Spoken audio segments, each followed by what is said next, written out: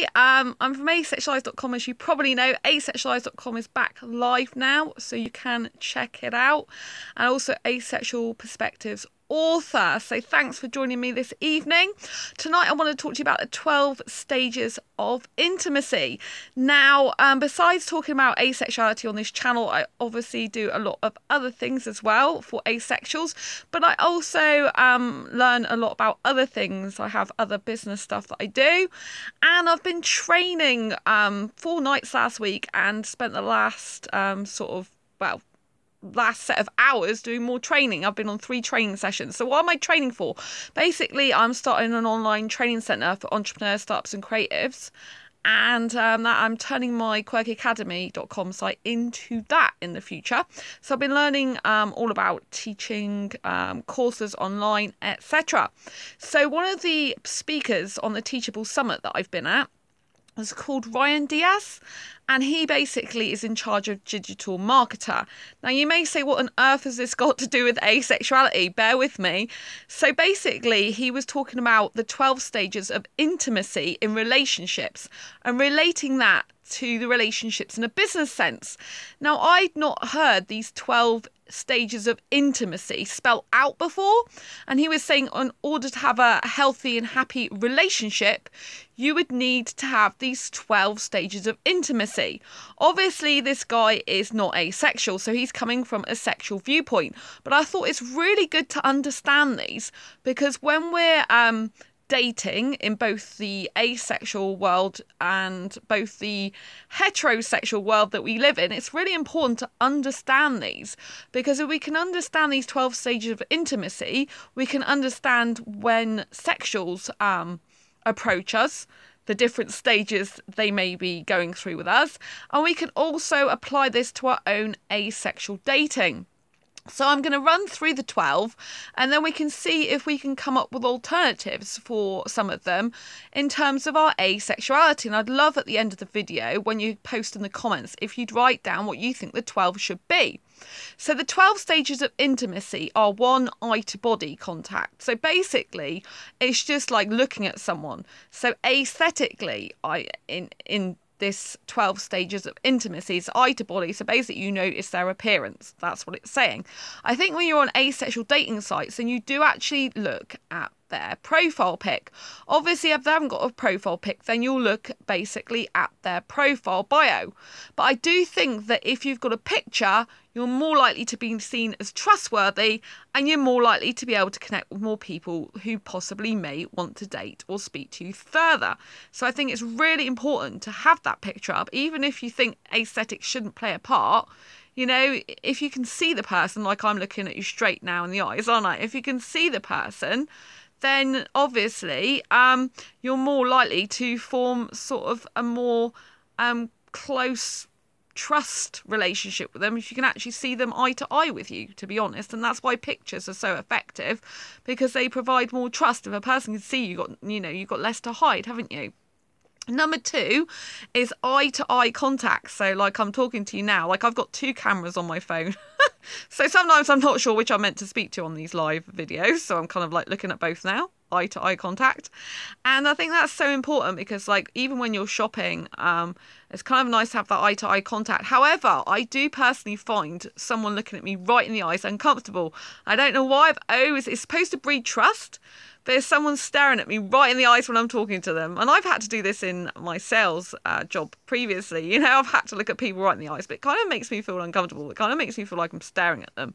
So I think there's got to be a balance between eye to eye contact where someone's comfortable with you looking at them, and eye to eye contact where they become uncomfortable. It's like shift. Do you know what I mean?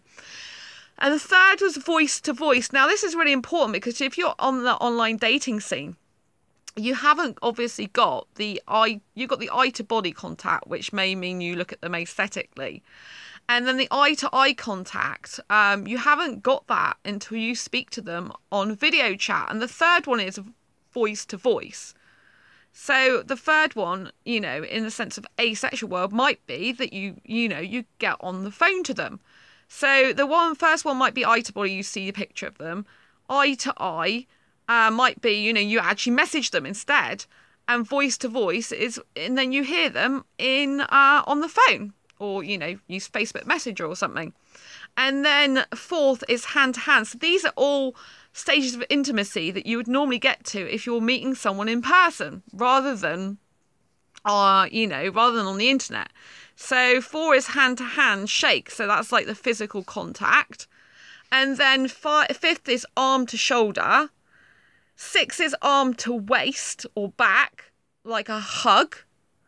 7's mouth to mouth, which is a kiss. Now, these all stages here, the hand to hand, the arm to shoulder, arm to waist or back, and mouth to mouth, you know, different asexuals have different stipulations about how much touching they like. Some asexuals, they can't even stand to be touched at all, not even on the shoulder, the arm, or anywhere.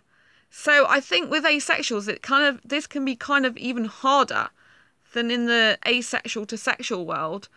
And asexual, you know, living in this sexualized world we live in, it can be really, really hard. Hi, Martin. I'm just going through the 12 stages of intimacy. I'm on like 6 at the moment, so I'll just recap because you just joined me. So basically, I'm doing online training at the moment. It's with the Teachable Summit to do online courses. And they were talking about building a rapport with the audience and building sort of a relationship with them. And they were discussing actually the 12 stages of intimacy in relationships in general.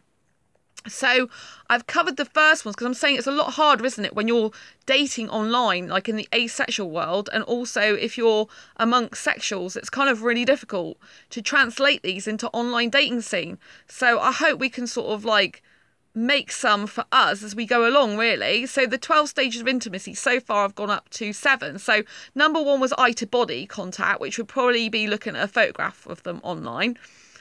2 is eye to eye, which, you know, you'd have to speak to them on video.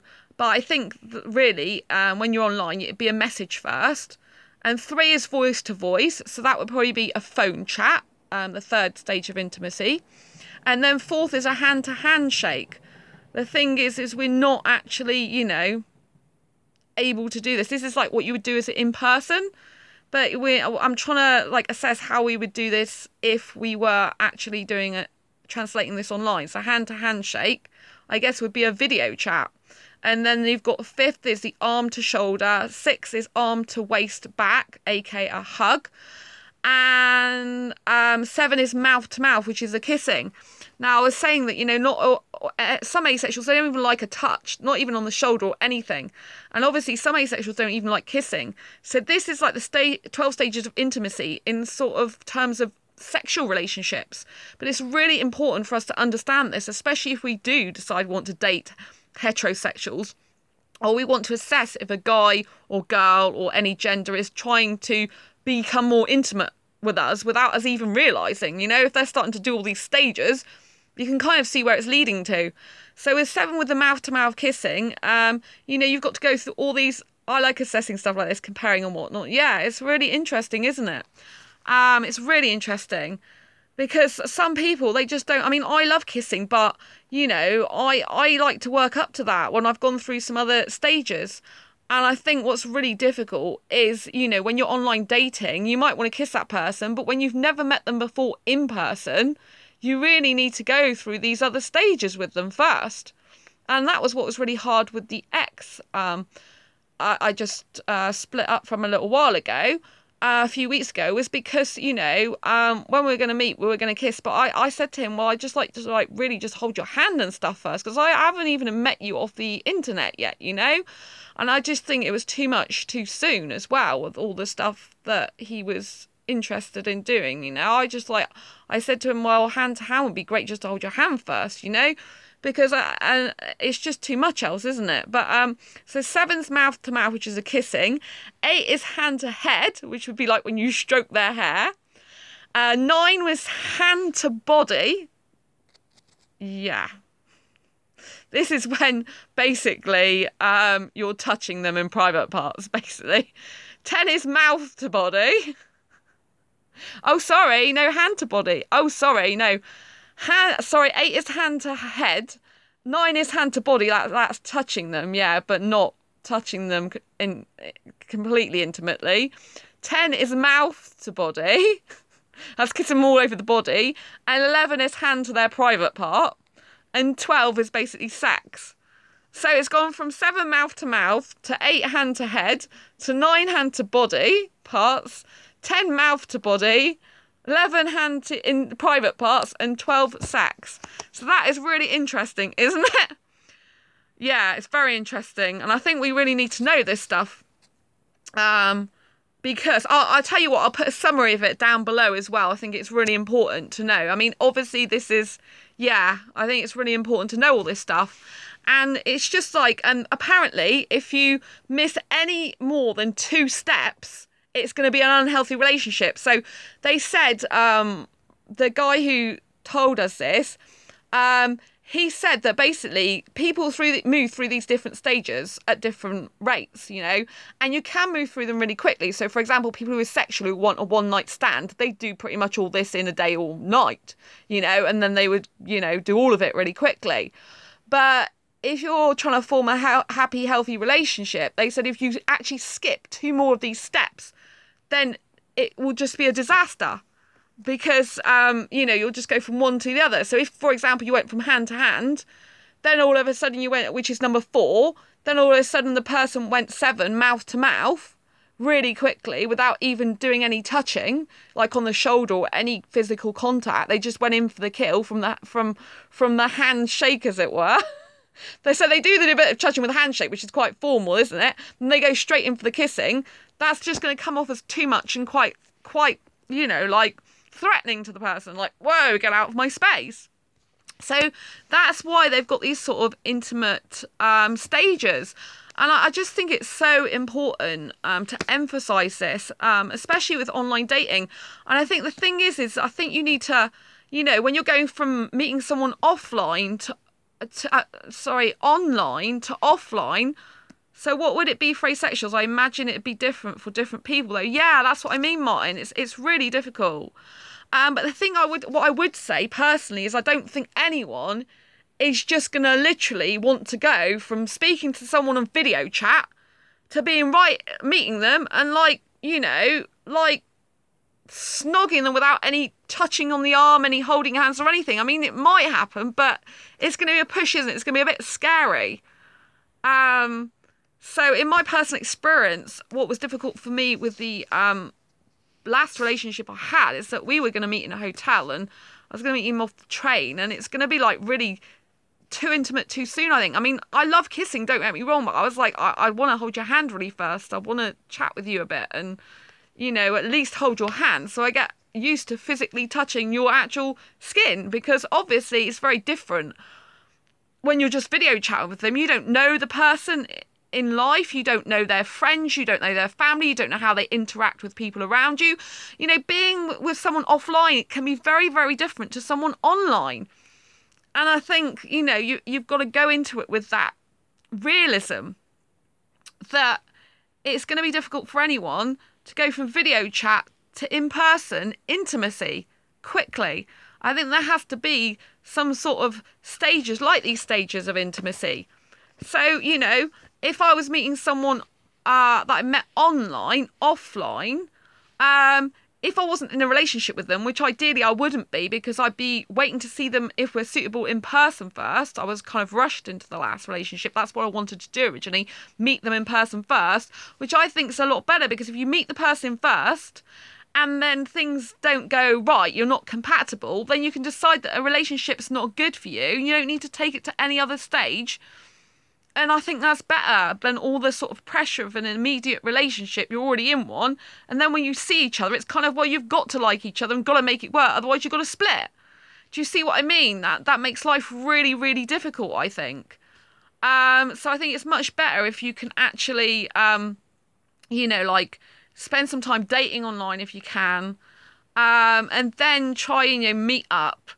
And then, but meet up in a public place as well. Really, you know, like, just trying to get together in a room with someone in a private you haven't met offline before can be quite intimidating. Even if you really care about them, feel you love them, it can be very difficult, especially if you have any anxiety issues, any past trauma issues. And, it's like inviting a stranger into your house, isn't it? It's like, do you really invite strangers into your house? It's like, no, this is why they got the stage of intimacy. You like chat to them first, get to know them first, and you see them in person. You don't get a salesperson knocking on your door and then like, oh, like, let me in. Do you know what I mean? And even if you spent some time online, you still kind of like need to see them out and about a bit, or at least, share a little bit of face-to-face time before deciding to be sort of in a confined space with that person. So I think it's very difficult. I mean, I love kissing, I really do. And so I probably move, if I really love someone, I'd move to through these stages quite quickly, probably. But I would still, really want to touch someone. I wouldn't just want to go in for the kill of kissing someone if I haven't spoken to them or built some sort of like in-person rapport with them, if you like. And I think it's important for safety as well, that you take your time as well to get to know each other. I mean, a lot of things with asexuals, a lot of relationships, they do start online. And, that people can be in relationship online for 6 months before they even meet in person. And I get that. And it's really difficult for asexuals to have relationships start in any other way a lot of the time. One of the good things to do is if you can go to asexual meetups, that's a really, really good thing to do. Because obviously then you can meet people in person before you actually decide whether you want to be in a relationship with them. And you can chat with them first and get a feel for what the person's actually like in person.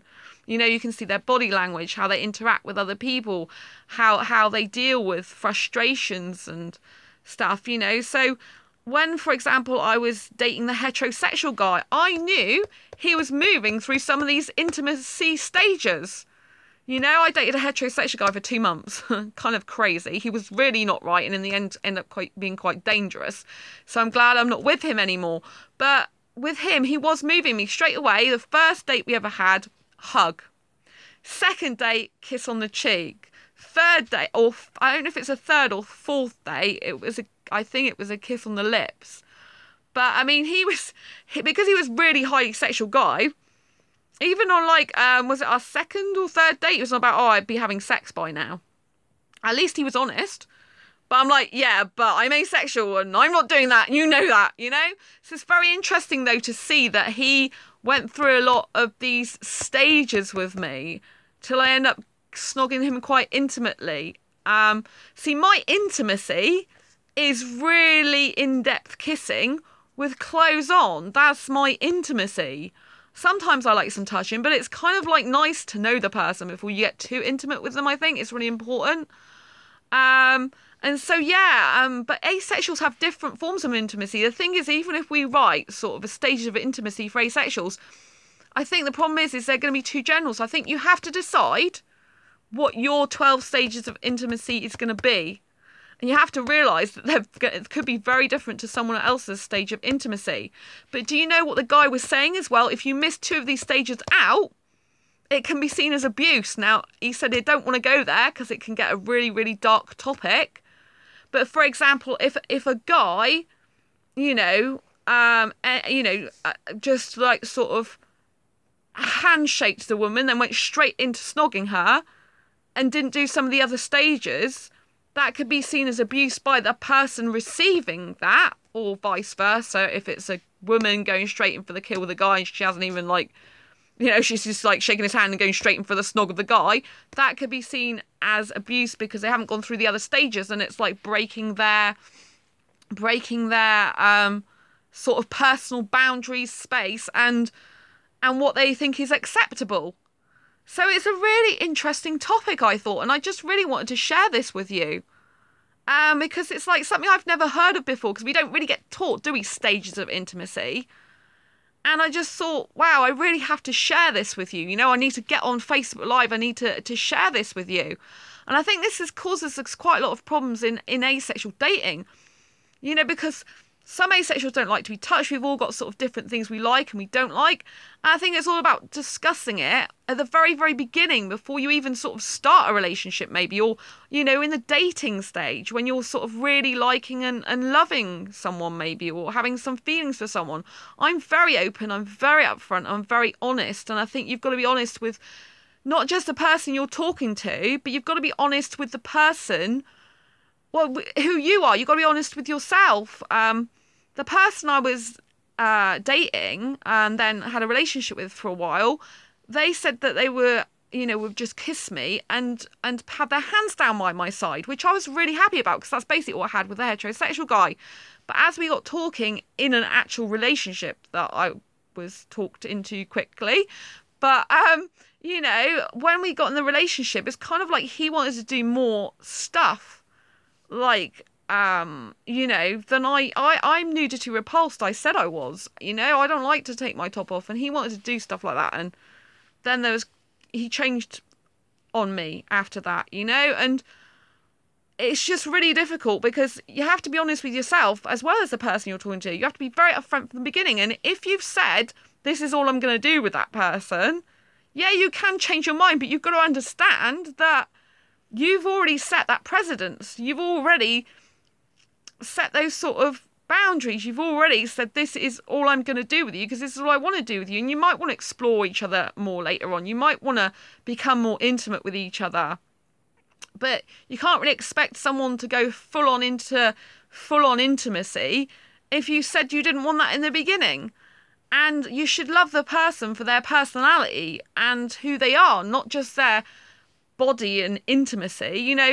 People who are genuine people will want to get to know you on a personality level as well. They will want to ask you questions about yourself, and they won't just stop when when they're your boyfriend or girlfriend. They will continue to ask questions about you, continue to ask questions about your life, about how you feel. They will take, sorry about the train, they will take an active interest in your life. They won't tell you what to do. They'll let you be an adult and appreciate you for who you are. If there's someone who just wants to do physical stuff and then they change on you, which is sadly what happened with my last relationship, it's like, well, they should like me for my personality. They shouldn't just be with me because I do that or I don't and then change. It's not nice. And I think it's really important to be honest with yourself as well as the other person, so that when you go into a relationship, you know what you like and don't like. Now, you can say, I'm not totally sure if I know that I like all this or that, because I haven't been in an asexual relationship until the last one. I had never been in an asexual relationship before, and that ended up just being online in the end. So I still not had an asexual relationship in person. And, and I hadn't dated a sexual guy till this year. And it's kind of like hard because the last time I was in sexual relationships, I thought I was a heterosexual. I didn't realise I was asexual. So now I'm kind of like think more about what I actually like in a relationship physically and intimately. Intimately? Is that the right word?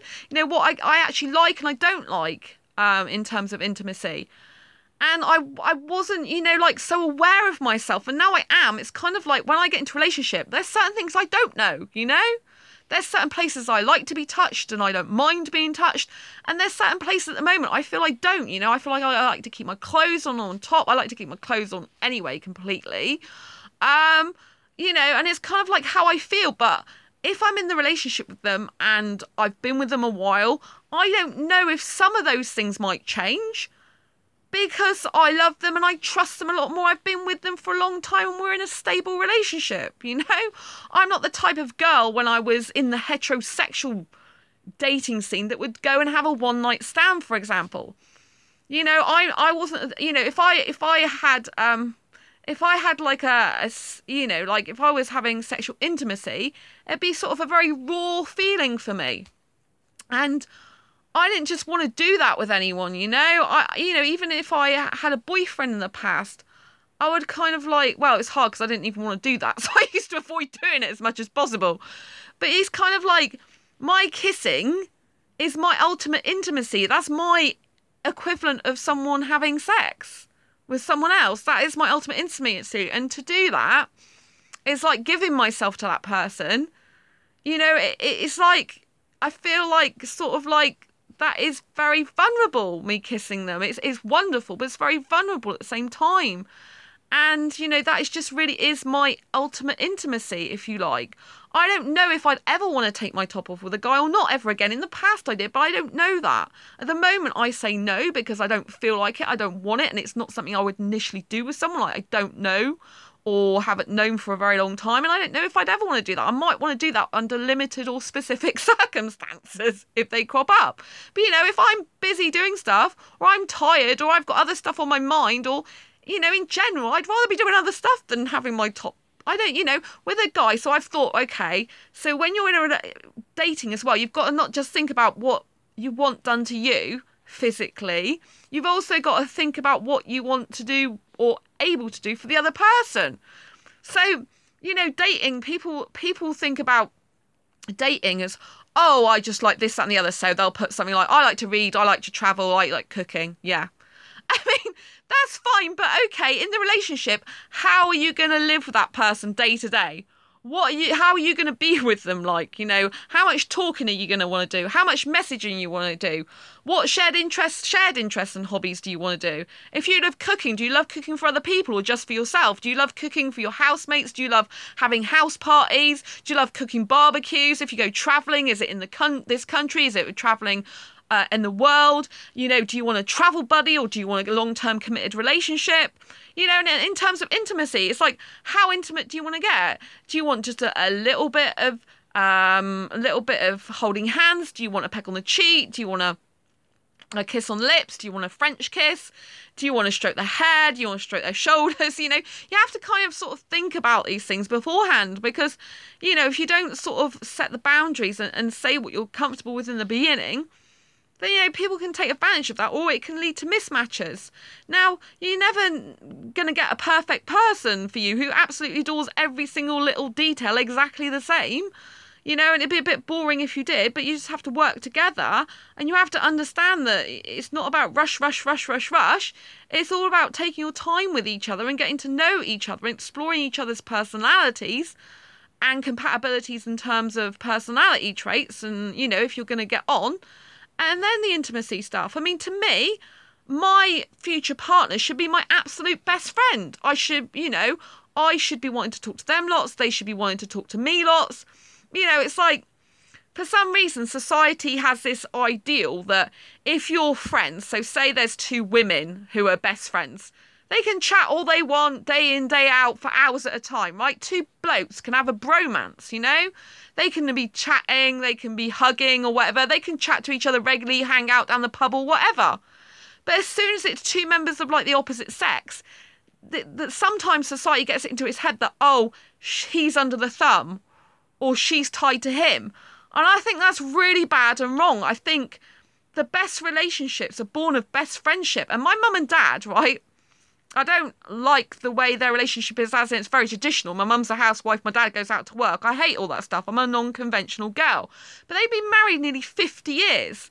And they say they're soulmates and best friends, And I think that's what makes a really good relationship, And for me, part of my intimacy is not just the physical stuff. It's the emotional stuff, and it's the conversation.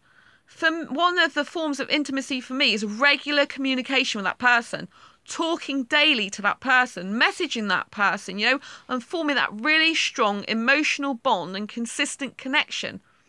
So there's different forms of intimacy, especially with asexuals, that probably aren't quite as much with heterosexuals sometimes, or various sexuals, because we love in a very emotional way. It's all about emotional connection. You have to keep up that emotional connection and maintain it. So you have to start out with getting to know each other, and then you develop that emotional connection, and you have to consistently maintain that emotional connection. If you don't maintain that emotional connection and it becomes broken, it's a bit like, I guess, when sexuals love sex and they're constantly intimate in that way, and the sex stops, you feel like rejected. You feel a disconnect if you're a sexual. You feel like you can't get close to that person anymore because that's their intimacy. But with us, asexuals, I think a lot of our intimacy is more based on how we interact with each other. And that's not just physically, but especially when we're having online relationships, it's all about, the one-to-one.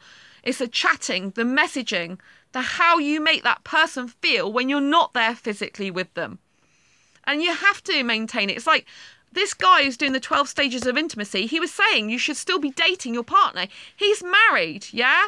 He said he knew within a couple of weeks that the girl he was seeing years ago, he would be married to. But he didn't tell her that because that was be creeping her out because he wasn't going through the stages of intimacy.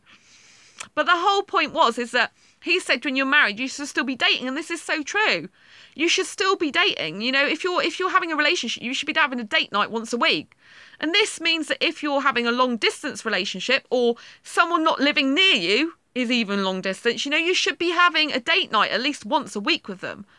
You know, you should make time for them and you have to schedule that time in it. The thing is, it can be quite difficult. It's my ex, he liked spontaneity. I like to schedule stuff in. Now, the thing is, I became quite spontaneous and I think then he wasn't so keen on spontaneity, you know? So you've got to work out that I should have probably stuck to the fact that I like to schedule speaking because in general, that's what I like. And I was trying to be kind to him because he liked his spontaneity. But in retrospect, it's either good to mix a bit. But with me personally, it's probably just best to stick to scheduling a lot of the time. And just a little bit like spontaneity, like are you free to chat now? Because I have my work to do, you know? And it's kind of hard sometimes to fit it in. But I know, even though I've got lots of work to do, I still have to schedule in. And I think that's the best thing to do. You know, I read in a lot of asexual groups, I'm too busy for a relationship. Oh, I've got this on the go. I've got that on the go, right? If you've got time to watch Netflix, you got time to speak to your partner. If you've got time to do a game, you got time to speak to your partner. Give up the game for half an hour. Stop watching Netflix for an hour and dedicate that time to that person. It's like, are you wanting a serious relationship? Or are you just wanting a buddy to be there for you whenever you damn well feel like it? Do you know what I mean? Excuse me for getting strong. But you need to make time for that person. You need to think, right, I'm not doing gaming for an hour, half hour. I'm speaking to that person. You know, I'm in the moment with the person. I mean, and it should be attention on them. It shouldn't be this distraction. So if you're Skyping with someone, if you're video chatting, you should be giving your ultimate attention for them. You shouldn't be messaging friends while you're doing it. You shouldn't be typing on your keyboard while you're doing it, unless you're typing to the person you're Skyping with and you want to do chatting at the same time on keyboard, which sometimes you might want to share some stuff. You should literally be clearing all the decks. Think, right, I've scheduled this half an hour, I'm speaking to them. This is clear. I don't care if people message me on Messenger. I don't care. I mean, actually, you should be closing. If you're not voice chatting with them via Facebook, you should have Facebook closed. Why do you need it open? You know, if you're checking emails, you're not giving that person your full attention. You're being quite ignorant and rude. You need to stop that and literally give them your full comprehensive attention, where it's half an hour, set the time, you know. And if you know you're going to go run over time, then you're going to make allowances for that, right? So I think this is so important. And I think that's one of the main things that is not really understood so much by sexuals to do with asexuals, as how much emotional connection we need. And I think even in asexuality, on the dating scene, I think, you know, especially the more romantics among us, I think we really, really need that, you know, chatting and communication. One of the things on asexualitic.com, one of the biggest complaints on there is people just don't talk and communicate enough. You know, it's like, why am I here? Like, it's like, I'm in the forum and no one's been on here for a week. What's the point? That's sort of how asexuals feel. But you've also got to realise that you've got to be proactive too. It's no good sitting there saying, well, no one's talking to me. You've got to go and talk to them. You've got to make communication and contact with them, you know? And I think this is, so basically, you know, you just got to know what you want in the beginning as much as possible, what you want from a relationship, what you want the other person to do in a relationship. Like, for example, with me, although I don't like having my top half off, if a guy has his top half off, I can probably kiss him all over his top and maybe even suck his nipples if he really wanted to, which is talking about very personal, intimate stuff. That doesn't mean to say I want that on mine. Do you know what I mean? And personally, I prefer a guy who's got no chest hair. A guy with chest hair to me is kind of really hard for me to deal with these days, which nearly every guy has chest hair. I know a few that don't, you know, and it's kind of like, to me, kissing chest hair is like kissing the hair on your head. It's all right a little bit. But if you're kissing them lots, it's like you're getting hair in your mouth. So I shave my arms and I shave my legs because I just don't like hair on my arms or hair on my legs. I just can't stand it, you know? So I kind of like, it's kind of hard, but because like guys might come with chest hair, I have to accept that about them. Otherwise, I don't snog them there, do I? Do you know what I mean? And if that's nice for them and I don't mind doing that, then, you know, it's great. But I still have to get used to that. I mean, I haven't kissed a guy with chest hair for years, like years of my life. So that'd be quite hard for me to get used to that again, right? But, you know, but so long as you like share your fears and worries with the person without freaking them out too much, you know, it's all right for people to share worries and fears, so long as you're saying it from a loving and caring place. Like, you know, this is going to be difficult for me, but I'm going to try this. Or, you know, this is going to be hard for me because I haven't done this for a while. And I think that's the thing. If you haven't even been in a relationship for a while, you're sort of not going to know exactly everything you're going to want to do with that person, or how the dynamic's going to work. And when you haven't been in an asexual relationship before and you're going to meet another asexual and possibly be in a relationship, you're kind of exploring and discovering some of that together, I think. So yeah, what I'd love you to do is post in the comments below what your 12 stages of intimacy would be for you. That would be great. I'm going to post these 12 stages of intimacy below this video when it's finished processing and it's there for people to see.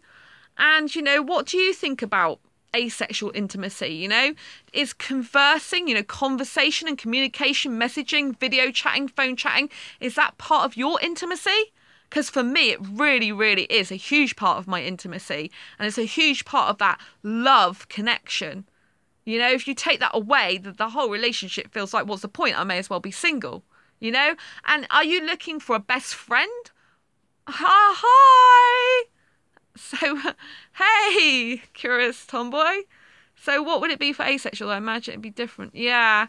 So, it's nice to see you. Yeah, so, to wrap up then, you know, I think it's so important that... Oh, thank you. Thanks, curious. I really appreciate that. Yeah, I think it's just so important to know it because, you know, if we get mismatches in asexual relationships, it can be quite hard for us, you know, because it's really hard to find a compatible asexual, you know. We might not get someone perfect, but if we can try and work out what we want and, you know, and how they're pushing us along the cycle, you know. I think, you know, with before I go, I mean, the 12 stages of intimacy, you have to ask yourself, am I going too fast through those, or am I skipping stages? Or is the person that's pursuing me or interested in me skipping these stages and making me go too fast? You know? Because I just think what happened before with me, the person was just going too fast for me. And, you know, the intimacy was boing from offline viewing video chat, online video chatting to boom, straight in there. And it's just like... It's kind of like I needed a bit of transition and kind of a bit more understanding, you know? And, yeah. So I just don't want people to make the same mistakes. I want people to learn through my experiences. That's why I share them with you, even though some of them are quite personal. They're quite general too, you know? And I hope you've appreciated that I've shared my asexual experience, you know, with another asexual, and also my asexual experience with a heterosexual as well. I mean, the heterosexual, he never pushed me to take my clothes off. He never kissed my top or anything. He was very, very respectful like that. He knows that if he'd have touched me like that, I would have slammed him down. So I'm really strong like that, you know. I don't accept stuff like that. But you know, I just think it's good to see. Because you'll notice, I mean, I'll notice more on asexual dating sites. If a guy's pushing me really quickly through these stages, I'll notice more now. And I'll be like, hang on a minute, I don't feel comfortable with this. This is going too fast for me, you know? I'm going to notice this more now. And also, I mean, I'm a hyper-romantic, so I can move through relationship stages really quickly. I mean, I don't experience platonic attraction, which I kind of skip the step from being just like knowing someone as acquaintance to full on like having some love feeling straight away, and it can develop into love very quickly. I've learned to sort of manage my mind and manage my feelings better so I can stop them from being full-blown love sometimes now, which I couldn't do before. I can control them to be in a state of just love feelings. Now, the love feelings is very close to love for me, but it's sort of like there. And it's hard. Like, if I break up with someone I've got love feelings for them, it's still really painful and upsetting. But if it's full-blown love, it's even worse because I'm more invested into them. I'm more emotionally attached to them. So the love feelings are kind of more like, I've got love feelings for this person, but I'm being more cautious. I've got more guards up. But when I go to full-blown love, it's a lot harder for me. So I think, yeah, I think just think about what your 12 stages of intimacy would be. Think about anyone that's starting to talk to you and messaging and dating. Are they going through the 12 stages of intimacy for you? And, you know, they're not going to know your 12 stages of intimacy. That's the thing, because these are generic ones for sexuals. I think the thing with asexual dating that's so hard is there's no generic rules for us as such, you know? And we're all different, and we're so different in our likes, needs, wants, dislikes, so different on, you know, I mean, I love passionate kissing. And maybe that's why I attract the more sexual end of the asexual spectrum, or I attract a lot of sexuals, because my kissing is passionate kissing. And I think maybe a lot of asexuals that are less sexual are not into so much kissing as me. And it's kind of like I feel like I'm between a rock and a hard place. It's like I really love passionate kissing. It can make my body react like I'm having sex, which I hate to say because it's kind of gross, but like sex is gross these days personally for me, not for others who enjoy it.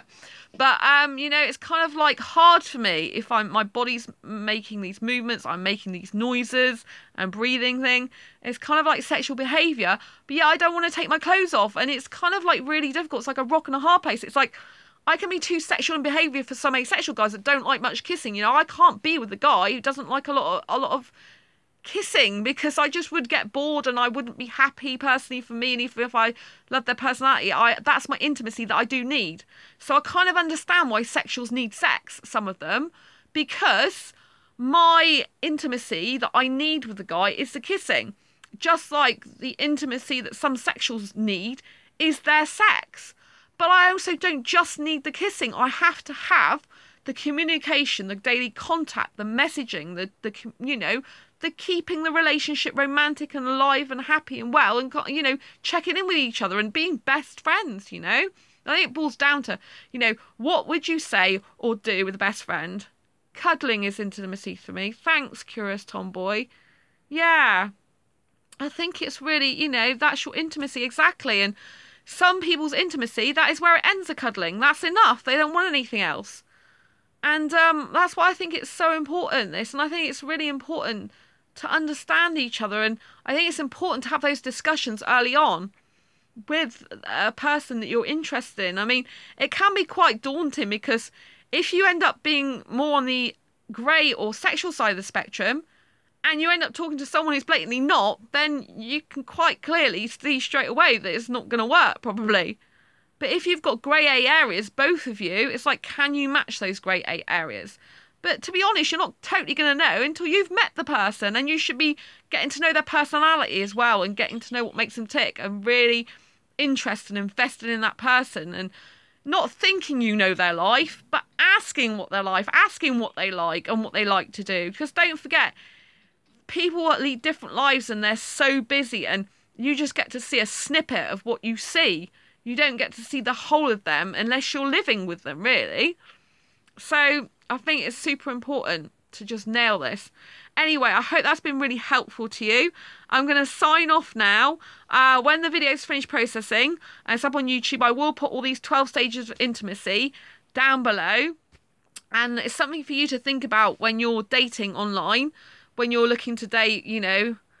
Oh, thank you, Curious Tomboy. I'm really, really pleased it's been so helpful for you.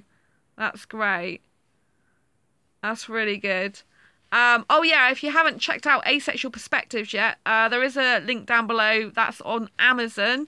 Or I've got a free newsletter as well you can sign up for in the link down below as well. I'll post that as well if it isn't already in the description. So yeah, it's really good to join that as well. So it's been lovely to see you. Thanks for tuning in, and I hope to see you again soon. Bye bye.